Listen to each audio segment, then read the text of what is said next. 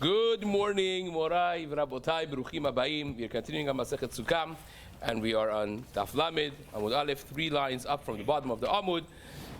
The Sugya of Avunkari, today's Amud, is being learned as a Zchut Refuah Shelema for Rachel Simcha Bat Nahid, for Michael Ben Nahid, and for Esther Bracha Bat Chaya, that should have full recovery. Refuah Shelema, Bezrat Hashem, Amen. Today's Amud is also dedicated by the Shea family, Dayan family, and Kohen families. Should be an ultimate zchut for all of their mishpachot, Bezrat Hashem, Amen. So we started the fascinating sugya of Lulav HaGazul, what types of Arba'at Minim are kasher, and the first item that the Mishnah discussed was a item that is stolen. If you have Arba'at Minim that they have been stolen, is it kasher, is it pasul? And we mentioned that perhaps for the first day, for sure it will be a problem because it's not lachem, it's not yours. And the Torah says, U'kachtem lachem bayom harishon. And says now the Gemara, the dealership of Arba'at Minim was always, it's not just today that you have Sochare Arba'at Minim, that you have business people who deal with Lulav HaNetrog. It was always like this. In time immemorial, you had people who, they basically mass produced the Arba'at Minim for the community. Or at the very least, people who worked for the Nasi, their name was Avunkari, and this is actually the Geonim, right? The Aruch also writes that this is Lashon Parsi, it's a Persian language, the workers of the Nasi. So the kar means work, so at least half of it we could understand. But the Gemara says that these people were instructed by Rav Huna, Amar lehu Rav Huna lehanahu Avankari, ki zavnitu asamakum. When you want to buy the hadassim from the goyim, then you have to be very careful in a halachic instruction. Lo tigzezu atun ela ligzezu ha'inhu. Do not cut them off yourselves, but let the goy who is selling it to you to cut them off. Now, why is that? Why is that? Says Rav Huna, my tama, what's the halachic reason? Stam of de kochavim gazlane ar aninhu. Stam of the kochavim, they're not necessarily careful in laws of stealing, and you never know if this land was stolen from a yid at some point. If not this generation, if not this goy, maybe his father or grandfather stole it from a yid. And according to Rashi, this is limited to places that there are majority of Yidden. But again, the Ritba, others, they say even if it's stolen from a goy, for a goy to steal from a goy also is a problem. So now says the Gemara, therefore, we know that karka eno nigzelet, the land is not stolen, which means that because karka doesn't go anywhere, having yeush, if the owners, imagine a strong person, strong-armed, someone to give up their land, so now the person gave up because he's never going to get it back from this person. But the halacha is, the way we paskin, the karka ena nigzelet. You never give up hope on a land because the land is not going anywhere, it's still there. So I can't take it now. Maybe in a few years I could take it. At some point I could prove it. I have my documents, people know that this belonged to me, people know that they stole it from me, and so on. I couldn't take it back before. Again, without getting into details of stealing land or taking possession of a land, generally speaking, just the fact that you gave up hope on getting your land back does not make it theirs. So therefore, the hadassim that grew on this land and are attached still to the ground, considered part of the karka, who do they belong to in case that this land was stolen at some point of time? Well, they don't belong to this guy that's selling it to me. They belong to the original owners. So if they belong to the original owners, when I cut them off, and at this moment of time that I cut them off, now they are no longer part of karka. Now for the first moment of time, they became metaltalin. They became like a regular object now. And by a regular object, Yi'ush does work. Giving up hope does work. So now, imagine I, as the dealership of Hadassim, I cut this up, and now I just stole it. Right? Because until now, karka, the land, is not nigzelit. Because there's no... Now I cut it up. Now this became metaltalin, and retroactively, the fact that the Baalim gave up hope on this whole property and whatever grows on it, now it kicks in halachically and makes this branch of Hadas mine as a gezela. Now it became stolen. And we already said lulav agazol is pasul, right? So therefore, Rav Hura says, you see, you may not realize, because you're going to this sophisticated guy with a tie and a suit and a Ferrari, and you think that everything is good because he owns it, but karka I don't exist. You never know if he stole it from somebody, right? He actually had a case that the guy pretended that he's the owner. It turned out not to even be the owner, right? So forget about that. But even if he has the documentation, who knows that he stole it? His father stole it from somebody, and therefore it's going to become a problem. So says the Gemara, Hilkach, therefore, Rav Huna is saying, this is like a chap. You have to be careful in the details, and with one small detail, you could take care of the problem. What's the detail? Let them cut it. Because now, when the goy cuts it, so even if the land was stolen, which karka can't be stolen, but now that you cut this up, cut it off the ground, now it's metaltalin. At this moment, he now stole it. Right, so now it's his, kinyan gezela in that way. So you have now Yi'ush. The Baalim have given up already if this land was stolen, but the Yi'ush doesn't work, does not take effect. But the moment that you cut this off from the ground, now the Yi'ush, the giving up hope, takes effect in the Hadassim, and therefore, says the Gemara, in their hand, in their domain, already Yi'ush Ba'alim has happened. And when they give it to you, when they sell it to you, that already is exchange of domain. Already came, the ownership has changed hands. And we discussed yesterday that Yi'ush by itself may not work, but one of the three combinations with Yi'ush will work. What are the combinations? Either Yi'ush and Shinui Reshut, that there is giving up hope, and then there is exchange of ownership. So the second guy now is Koneh. This is not anymore Lulav HaGazul. Or you have Yi'ush Veshinui Hashem, that you have something done to the item that now its name changes. It's no longer called item A, it's considered something else completely, has a different name. So Yi'ush and Shinui Hashem combined also works. Or Yi'ush Veshinui Maaseh, giving up hope plus coupled with Shinui Maaseh, that you take the item and you make a completely new item out of it, and now you're going to be Koneh with Shinui Maaseh. So says Rav Hura to the Avankari, he says, you could take care of the potential issue of Gezel with a very simple solution. Have them cut it.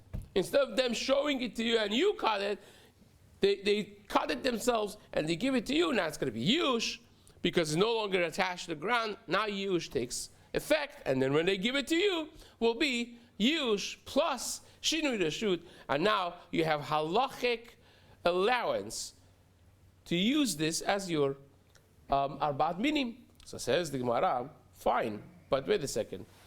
The Avankari, they are businessmen. They are buying this mass amounts of hadassim for what? They're selling it to people. So when they cut it off the ground, it's yush. When they sell it to Reuben, it's going to be shinui reshut. So why do you have to, concern yourself so much? You already have yush and shinui reshut.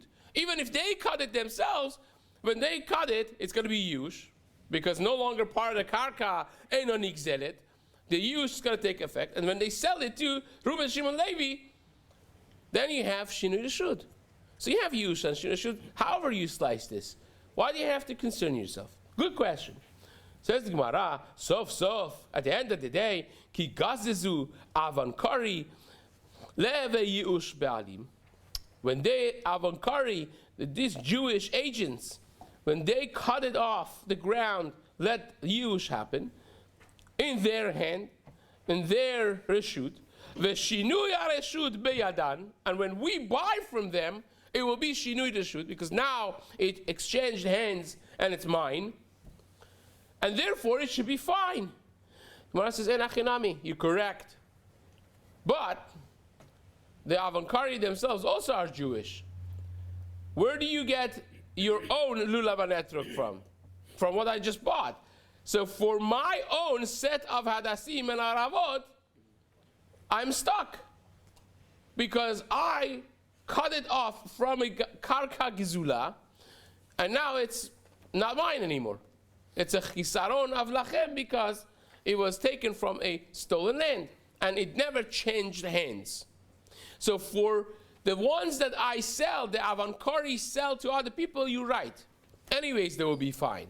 But for the sets that they use themselves, their family uses themselves, or if they're buying it for the Nasi and the whole Mishpacha of Nasi's, for that is going to be maybe a problem. Says the Gemara, Lo tzricha be'oshana de Avankari gufayhu. Their own set of hoshanot is a problem. But the Gemara says, wait a second, there are other things that happen over here. They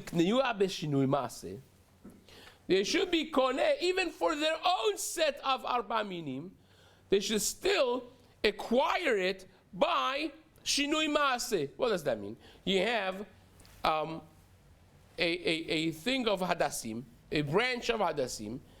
So that's hadassim. Then you put it into a whole set of a lulav and 3 hadassim and aravot, and you bundle it together. Now it's a whole new thing. It's no longer looking like what it was before. Now it looks like a whole new production. So that should be shinui maaseh. You changed the way it looks with your action, a necessary action. Says the Gemara, correct. It would be nice if you needed to bundle them together. Now, whether or not you need to bundle hadassim together, the Ashkenazim, they put them into these holders, right? You just stick them in. The Sfaradim, they tie them together, right?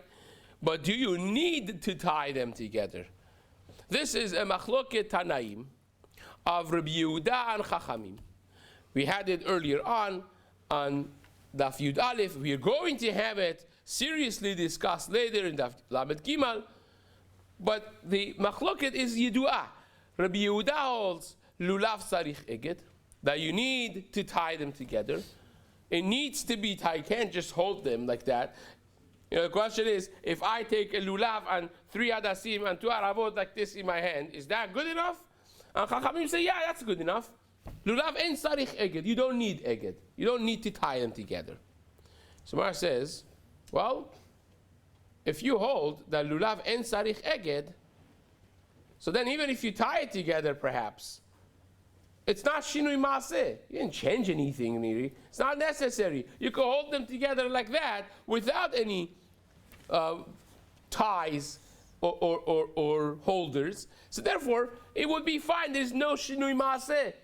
You're using it the same way that you cut it off the ground, and therefore there is yi'ush, but there's no shinui maaseh. Says the Gemara, Kasavar, he holds, lulav en sarich eged. Lulav doesn't need to be tied together, which is very much mistaber. This is the shita of Chachamim. Yachid v'rabim, halacha kerabim. Halacha is like Chachamim. Rabbi Yehuda and Chachamim, halacha is like Chachamim. Lulav en sarich eged. So therefore, that's not considered shinui maaseh. So the Gemara says, even if you want to say lulav needs to be tied like Rabbi Yehuda, doesn't mean that the Gemara has a safek. We know that halacha is lulav en sarich eged. That's Chachamim. And Rabbi Yehuda, halacha is always like Chachamim in that way. But even if you want to say like Rabbi Yehuda that lulav sarich eged, shinui achozer lebriatohu. When we say shinui maaseh, it has to be an existential change. It's not something that you tie it and then you could just cut off the tie and boom, it's back to what it was before. That's not a shinui. It's not essentially changed. You just put them together with a ziplock with a tie around it. So then you snip the tie and it's back to its norm without any great action. That is not called a change. A change is something that's not reversible easily. Again, this is a whole sugya in Masechet Baba Kama, Daf Samech Gimal. There the Gemara discusses shinui achozer lebriato, eno chozer lebriato. Again, this is a packed daf with all of the Choshen Mishpat Baba Kama sugyas. Every line is really literally packed with information that could be expanded to a whole shiur.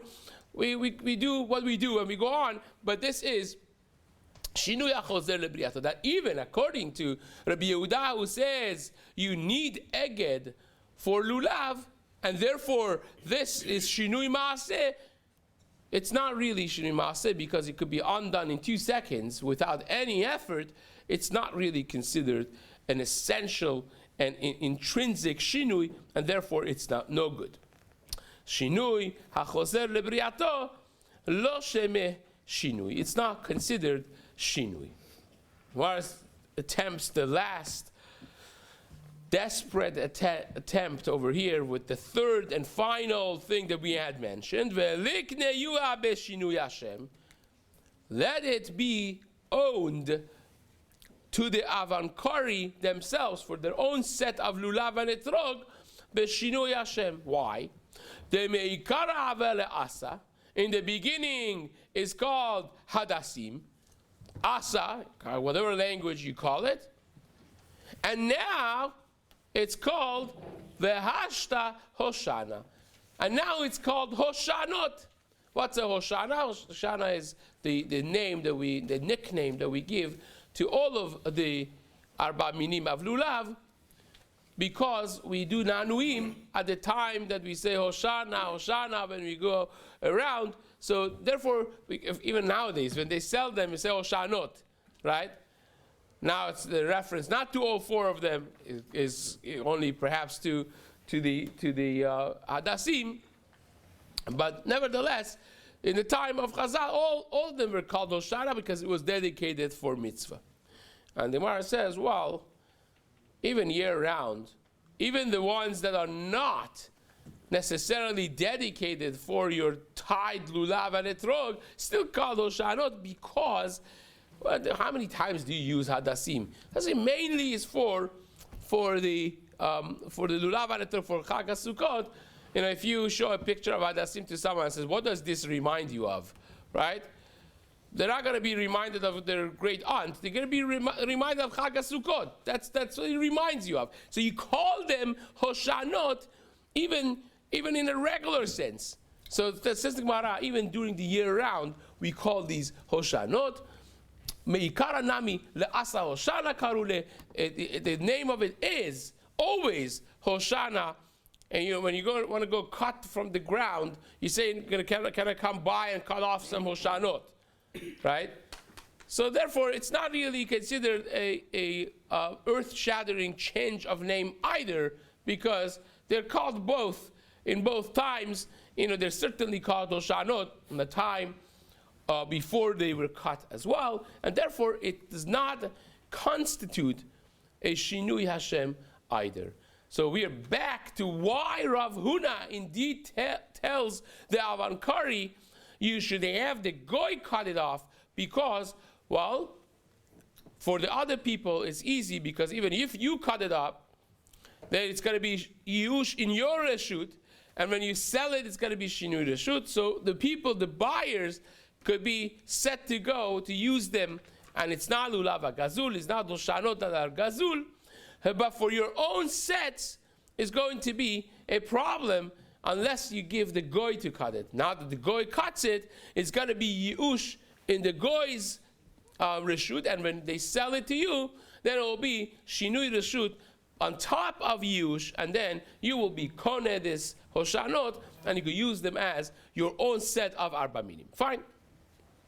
That is the reason that Rav Huda said they should be careful not to cut it off themselves. Now, the Gemara says, Tanu Rabbanan, Sukkah Gizula vehamesachech birshut harabim.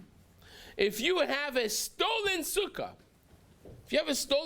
or you take a reshut harabim, a public domain, and you erect the sukkah on the public domain, right? Take a sidewalk, and you make a sukkah on a sidewalk. So says the Gemara, if you do that, Rabbi Eliezer posel. Rabbi Eliezer says that sukkah is pasul. Chachamim machshirin. Chachamim say no, the sukkah is kasher. Now we're not suggesting that what you did was good, right? But at the same time, the sukkah is not rendered invalid by the fact that you built it on a public domain. Now, what's the reason behind this? So says the Gemara, Amar Rav Nachman, Machloket beshetokef et chavero vehotzio misukato. The Machloket Chachamim and Rabbi Eliezer is when you walk into somebody's sukkah, you throw them out of their sukkah, and you sit there. Right? That's the Machloket. So what's the reason? Because Rabbi Eliezer letame. Rabbi Eliezer holds, we had this before, the Amar ein Adam yotze yede chovato besukato shel chavero. Rabbi Eliezer, as we had it before in Daf Chav Zayin, holds that a person cannot use somebody else's sukkah. It has to be your sukkah. So therefore, if you throw Reuben out of his sukkah and you sit there, the sukkah doesn't belong to you. And therefore, the sukkah is pasul for you. So, ikarka nigzelet, if the karka could be stolen, then it's karka gezula, it's sukkah gezula, and therefore you can't use it. Ve'inami karka ena nigzelet, and if you can't steal land, so you kick the owner out of his sukkah, so however you slice it is a problem. If this land now is stolen, so it's sukkah gezula, it's pasul. And if karka, the land, can't be stolen, then what is this? A sukkah she'ula, right? It's a borrowed sukkah. Sukkah she'ulai, and therefore either way, according to Rabbi Eliezer, it's going to be a problem because you need to have your own sukkah. Ein adam yotze besukkato shel chavero. You can't be yotze with yenem sukkah, with other people's sukkah. And however you slice it, this is not your sukkah. It's either sukkah gezula, and therefore it's like a mitzvah ba'avera type of thing, or it's going to be sukkah she'ula, which en adam yotze besukkato shel chavero. You cannot be yotze either way.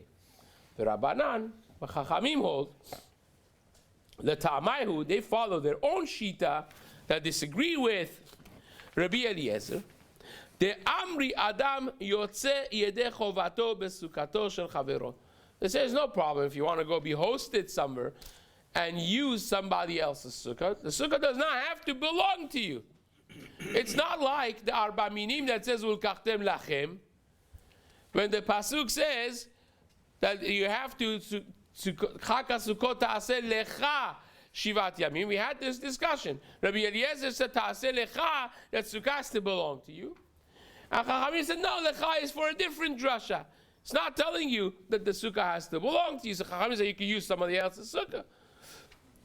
The karka ena nigzelet, and also land is not stolen.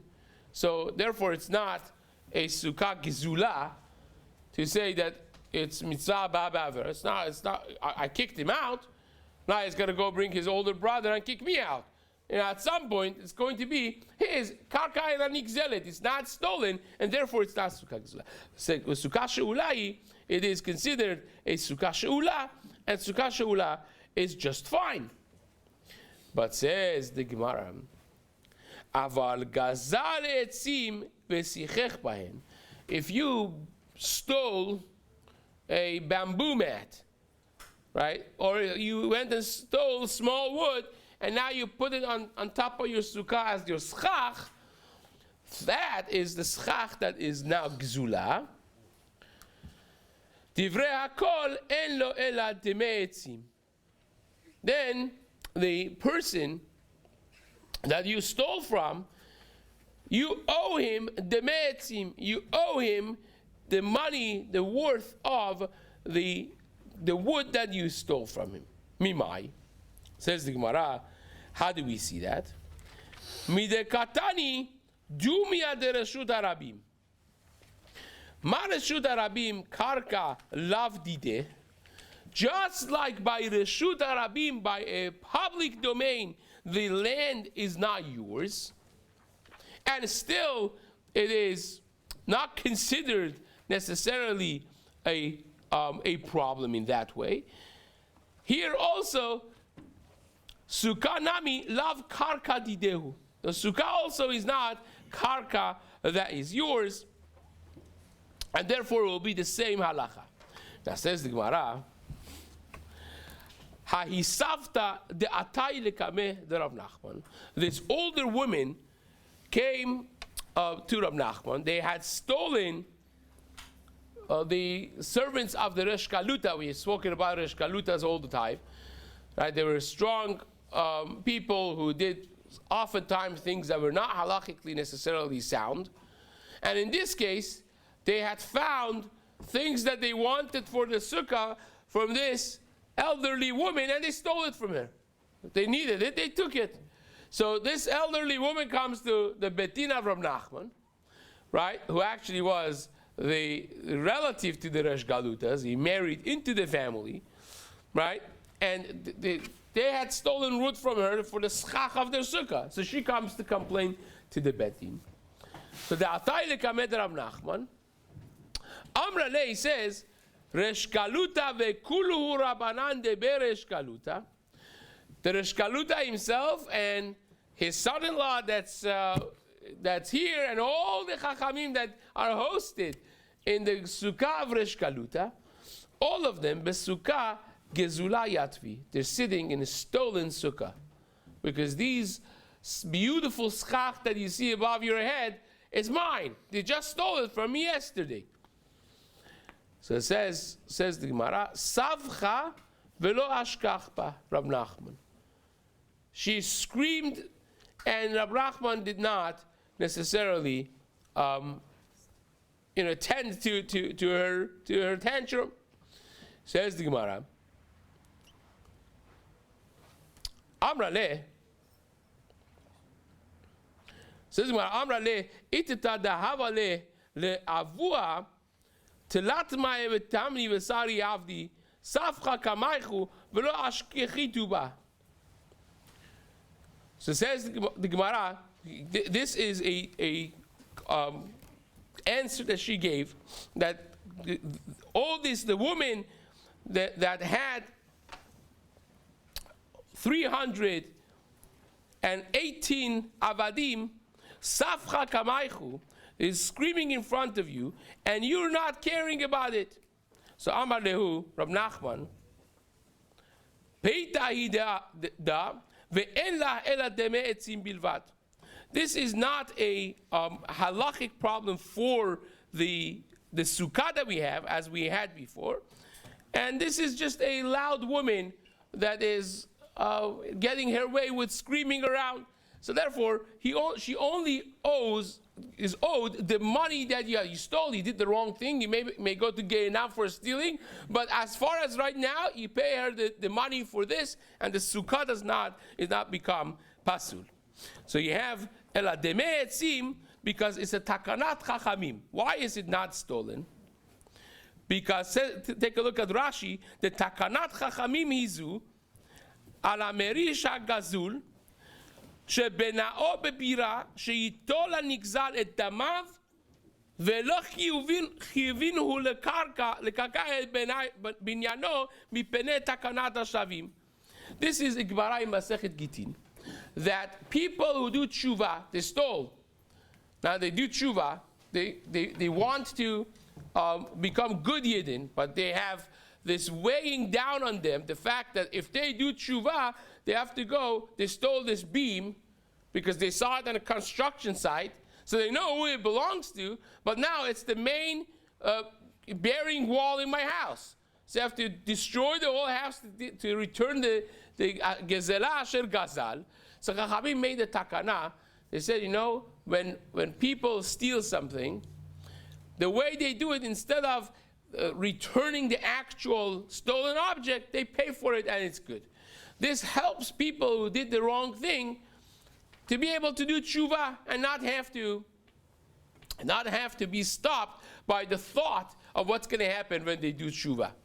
So it says the Gemara, therefore, they have to pay what they stolen. Now they built this into the sukkah. They don't have to go take it down and give it back to her. They'll just write a check for her, and that would be good to go. Now this is a beautiful sugya that we're going to start discussing this with Zat Hashem in the beginning of the next year.